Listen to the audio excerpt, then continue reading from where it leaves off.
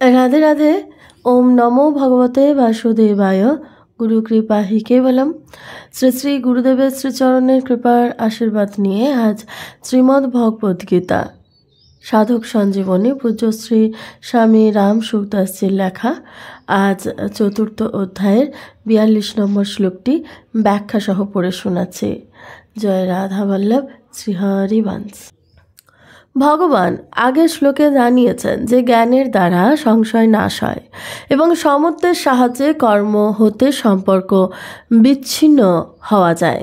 এবার পরবর্তী শ্লোকে ভগবান জ্ঞানের সাহায্যে নিজ সংশয় নাশ করে সমত্বে স্থিত হবার জন্য অর্জুনকে নির্দেশ দিয়েছেন। শ্রী ভগবান বললেন, হে অর্জুন, হৃদয়স্থিত এই অজ্ঞান হতে উৎপন্ন নিজ সংশয়কে জ্ঞানরূপ খড়গ দ্বারা ছেদন করে সমত্বে স্থিত হও এবং যুদ্ধের জন্য প্রস্তুত হও। আগের শ্লোকে ভগবান এই সিদ্ধান্তটি জানিয়েছেন যে যিনি সমত্বের দ্বারা সকল কর্ম হতে সম্পর্ক ছিন্ন করেছেন এবং জ্ঞানের দ্বারা সমস্ত সংশয় নষ্ট করেছেন, সেই আত্মপরায়ণ কর্মযোগীকে কর্ম আবদ্ধ করে না, অর্থাৎ তিনি জন্ম মৃত্যুর বন্ধন থেকে মুক্ত হয়ে যান। এখন ভগবান তস্মাৎ পদ দ্বারা অর্জুনকেও সেইভাবেই জেনে কর্তব্য কর্ম করার প্রেরণা দিয়েছেন। অর্জুনের মনে সংশয় ছিল যে যুদ্ধরূপ ভয়ানক কর্মের দ্বারা কল্যাণ কি করে হবে, আর কল্যাণ লাভের জন্য আমি কর্মযোগের অনুষ্ঠান করব না জ্ঞানযোগের। বর্তমান শ্লোকে ভগবান এই সংশয় দূর করার প্রেরণা দিয়েছেন, কারণ সংশয় থাকলে কর্তব্য ঠিক মতো পালিত হয় না।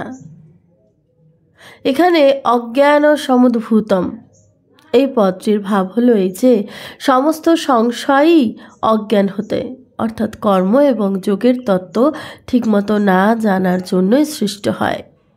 ক্রিয়া এবং পদার্থগুলিকে নিজস্ব এবং নিজের জন্য মনে করাই হলো অজ্ঞানতা। এই অজ্ঞানতা যতক্ষণ থাকে ততক্ষণ অন্তঃকরণে সংশয় থাকে, কারণ ক্রিয়া এবং পদার্থ হচ্ছে বিনাশশীল আর স্বরূপ হলো অবিনাশী। তৃতীয় অধ্যায়ে কর্মযোগের আচরণ করার এবং এই চতুর্থ অধ্যায়ে কর্মযোগ তত্ত্ব জানার কথা বিশেষভাবে বলা হয়েছে, কারণ কর্ম করার সঙ্গে সঙ্গে কর্মকে জানারও প্রয়োজনীয়তা আছে।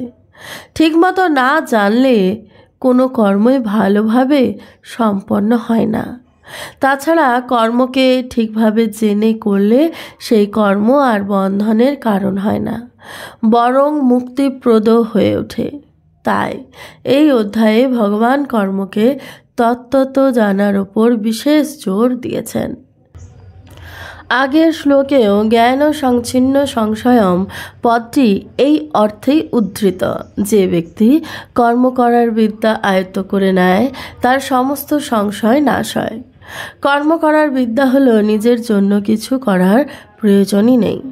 তিনি ভগবানকে পরিষ্কারভাবে জানিয়েছিলেন যে তিনি যুদ্ধ করবেন না, ন ইয়ৎসে।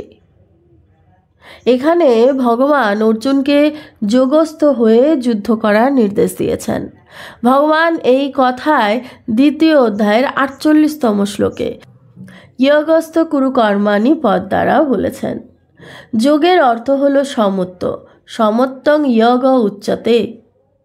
অর্জুন যুদ্ধ করাকে পাপ বলে মনে করতেন, তাই ভগবান অর্জুনকে সমত্বে স্থিত হয়ে যুদ্ধ করার নির্দেশ দিয়েছেন, কারণ সমত্বে স্থিত হয়ে যুদ্ধ করায় পাপ হয় না। তাই সমত্বে স্থিত হয়ে কর্তব্য কর্ম করাই হলো কর্মবন্ধন থেকে মুক্তি পাওয়ার উপায়। জগতে দিন রাত নানা প্রকার কর্ম সংগঠিত হচ্ছে, কিন্তু সেই সব কর্মে আমাদের আসক্তি বা অনুরাগ না থাকায় আমরা সেই সকল কর্ম দ্বারা আবদ্ধ হই না, নির্লিপ্ত থাকি। সব কর্মে আমাদের অনুরাগ বা আসক্তি আসে, সেই কর্ম দ্বারা আমরা আবদ্ধ হই, কারণ রাগ দেশের দ্বারাই কর্মের সঙ্গে আমাদের সম্পর্ক স্থাপিত হয়। যখন রাগ দেশ থাকে না, অর্থাৎ সমত্ব বোধ জাগ্রত হয়, তখন কর্মের সঙ্গে সম্পর্ক স্থাপিত হয় না। অতএব মানুষ কর্মবন্ধন থেকে মুক্ত হয়ে যায়। নিজ স্বরূপ লক্ষ্য করলে জানা যায় যে সমত্ব স্বত সিদ্ধ। বিচার করলে দেখা যায় যে প্রত্যেক কর্মেরই শুরু এবং শেষ থাকে। সেই কর্মের ফল ও আদি ও অন্ত সম্পন্ন হয়, কিন্তু স্বরূপ সবসময় একই রূপেই বিরাজিত।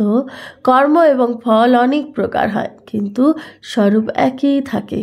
সুতরাং কোনো কর্ম নিজের জন্য না করলে এবং নিজের বলে না মনে করলে, যখন ক্রিয়া পদার্থ রূপ জগৎ হতে সর্বতোভাবে সম্পর্ক ছিন্ন হয়ে যায়, তখন স্বতঃসিদ্ধ সমত্ব আপনি অনুভূত হয়। রাধে রাধে।